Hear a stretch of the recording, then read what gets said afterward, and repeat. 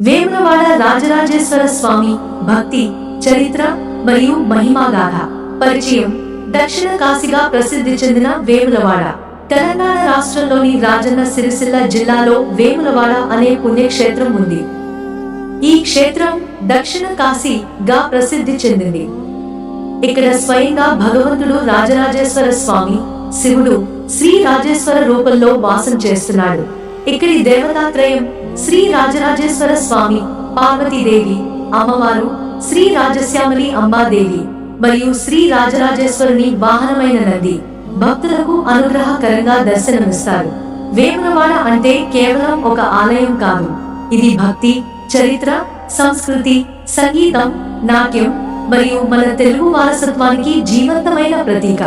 ఈ వీడియో చూసే ముందు ప్లీజ్ సబ్స్క్రైబ్ చేసుకోండి. రాజరాజేశ్వరుని కృప దీవెనలు ఆశీస్సులు సదా ఎల్లప్పుడూ కలుగును. చారిత్రక నేపథ్యం. వేములవాడ చరిత్ర 1200 సంవత్సరాలకు పైగా ఉన్నదని శాసనాలు, శిలాశాసనాలు చెబుతున్నాయి. ఈ క్షేత్రాన్ని పాలించిన ప్రముఖ రాజవంశం వేములవాడ చాళుక్యులు. వారు క్రీస్తు శకము 750-973 మధ్య కాలంలో రాజ్యం చేశారు. ఈ వంశానికి చెందిన రాజాధిరాజుడు రాజరాజేశ్వరుడు, రాజాధిరాజ నరేంద్రుడు ఈ దేవాలయాన్ని మరింత ఘనంగా నిర్మించాడు. చాళుక్య రాజులు శైవ భక్తులు, భగవాన్ శివుని ఆరాధకులు.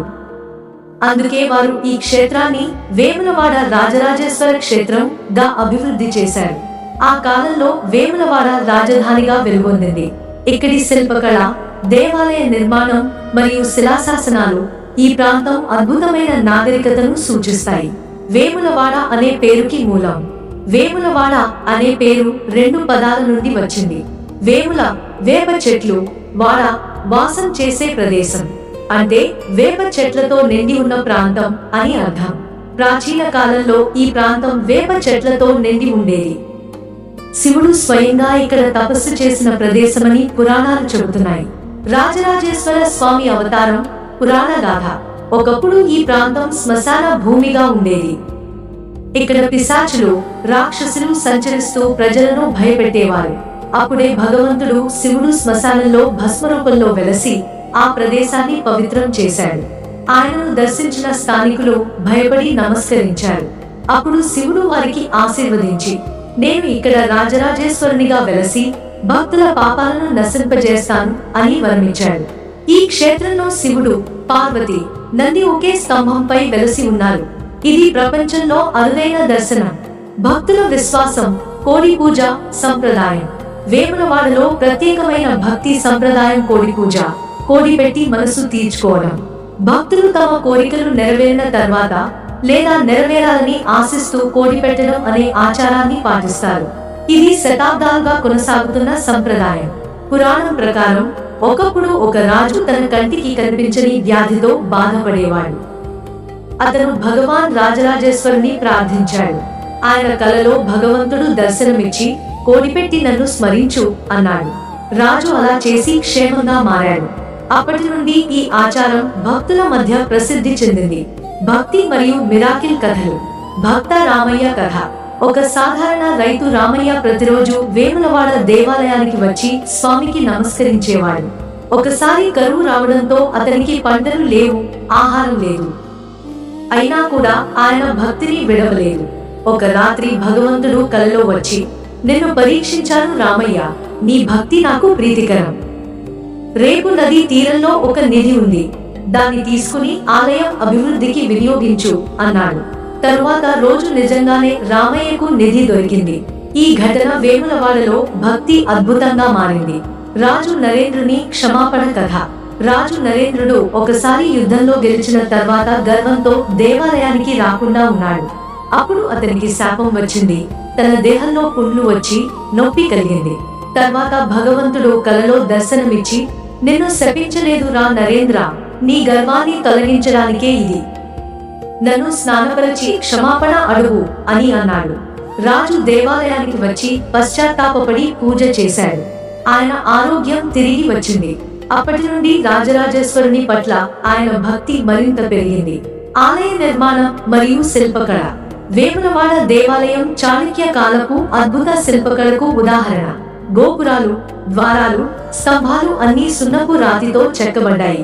గర్భగుడి చుట్టూ ఉన్న శిల్పాలు శైవమతం, శక్తిమతం, వైష్ణవమతం కలయికను సూచిస్తాయి. దీనివల్ల వేములవాడ అనేది సమైక్య భక్తి కేంద్రంగా మారింది. అలాగే ఇక్కడ భోగ మండపం, నృత్య మండపం, నంది మండపం, కొలువు మండపం వంటి విభాగాలు ఉన్నాయి. ఈ ప్రదేశం భక్తులను ఆధ్యాత్మికంగా ముంచెత్తుతుంది. పండుగలు మరియు ఉత్సవాలు. వేములవాడలో సంవత్సరమంతా పండుగ వాతావరణం ఉంటుంది. ముఖ్యంగా మహాశివరాత్రి, కార్తీక మాసం, శ్రావణ మాసం మరియు వేములవాడ జాతర ప్రసిద్ధిగాంచాయి.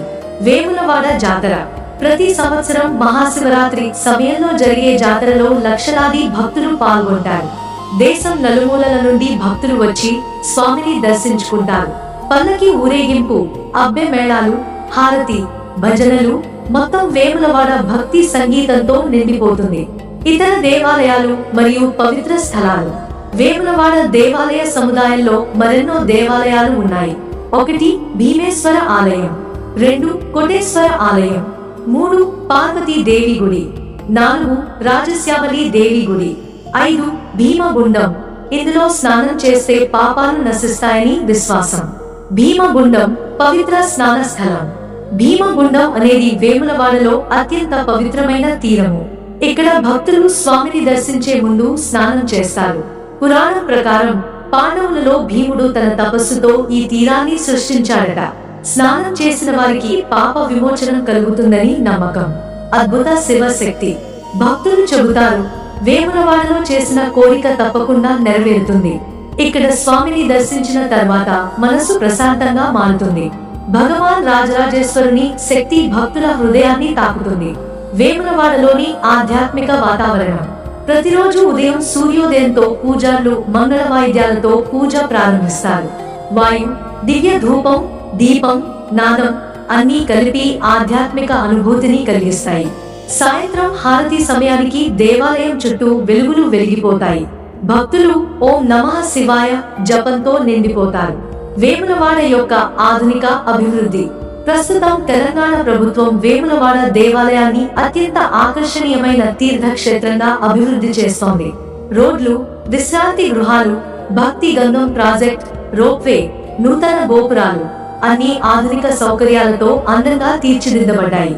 అయినా ఆ ప్రదేశం తన ప్రాచీన భక్తి స్పర్శను కోల్పోలేదు. వేములవాడలోని విశ్వాస సందేశం. వేములవాడ మనకు చెబుతుంది, భక్తి ఎప్పటికీ వృధా కాదు. మనస్ఫూర్తిగా ప్రార్థిస్తే దైవం మన జీవితాన్ని మారుస్తాడు. భగవాన్ రాజరాజేశ్వరుడు భక్తుని మనస్సు చదివి ఆశీర్వదిస్తాడు. ముగింపు. దక్షిణ కాశీ యొక్క దివ్య సందేశం. వేములవాడ కేవలం ఒక ఆలయం కాదు, అది భక్తి, క్షమ, ప్రేమ మరియు దైవానుభూతి యొక్క జీవంతమైన గాథ. ఇక్కడ ప్రతి భక్తుడు ఒక కొత్త శాంతి, కొత్త నమ్మకం పొందుతాడు. భగవాన్ రాజరాజేశ్వరుని దర్శనం జీవితంలో ఒక పవిత్ర క్షణం అవుతుంది. సందేశం. భక్తి ఉంటే భగవంతుడు దూరం కాదు. వేములవాడ రాజరాజేశ్వరుడు సదా మనతో ఉన్నాడు. జై రాజరాజేశ్వర స్వామి. ఓం నమః శివాయ.